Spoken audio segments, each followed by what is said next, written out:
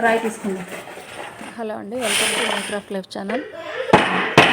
Last year avakaya పెట్టలేదని ఈసారి ఆవకాయ పెడదామని అనుకుంటున్నా. స్వీట్ ఆవకాయ. ఆవకాయకి బెల్లం ప్రిపేర్ చేసుకోవాలి. ఇలా ఈ ఆవకాయలు నేను చెప్తా ఇది ఎట్లా ప్రిపేర్ చేయాలో. ఇవి ఉన్నాయి కదా, ఈ ఆవకాయలు ఇలా తయారు చేసుకొని ఆ సాల్ట్లో కారం, ఆ బెల్లంలోని కరిగించిన బెల్లంలోని కారం వేసి బాగా కలుపుకోవాలి. ఇది ఆవపిండి వేసుకోవడం వల్ల గ్రేవీ వస్తుంది, కానీ చాలా టేస్ట్ ఉంటుంది. స్వీట్ ఆవకాయ చాలా బాగుంటుంది. అందరూ వాళ్ళు ప్రిపేర్ చేసుకుంటారు. ఎవ్రీ ఇయర్ ప్రిపేర్ చేస్తాము. లాస్ట్ ఇయర్ నేను ప్రిపేర్ చేస్తాను. 1 ఇయర్ ఉంటాయి ఇవి. కారంకి చూసారు తుమ్ములు ఎలా వస్తున్నాయో. సాల్ట్ ఎక్కువ వేయలేదు, సాల్ట్ తక్కువ వేసాను. ఎందుకో చెప్తాను, తక్కువ వేసాను.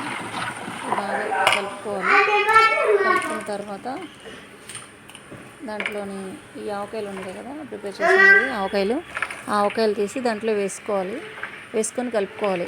ఈ ఆవకాయలను ఎట్లా ప్రిపేర్ చేసుకోవాలి అంటే, చిన్న చిన్న పీసెస్ కట్ చేసుకొని ఆ జీడి ఉంటుంది కదా, అది లేకుండా బాగా కడిగేసుకొని సాల్ట్ అండ్ పసుపు వేసి ఒక బకెట్లోని కానీ మీకు ఒక బాస్కెట్లో పెట్టి కానీ ఒక రోజంతా దాన్ని బాగా ఊరేసి నెక్స్ట్ డే ఎండబెట్టాలి.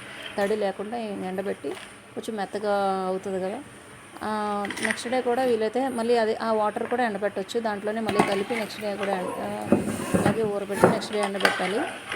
అలా 2-3 డేస్ చేసుకొని అది ఆ పీస్ బట్టి అంటే లెంతకాయ ముద్రకాయ చాలా బాగుంటుంది. చేసుకొని ఇందులో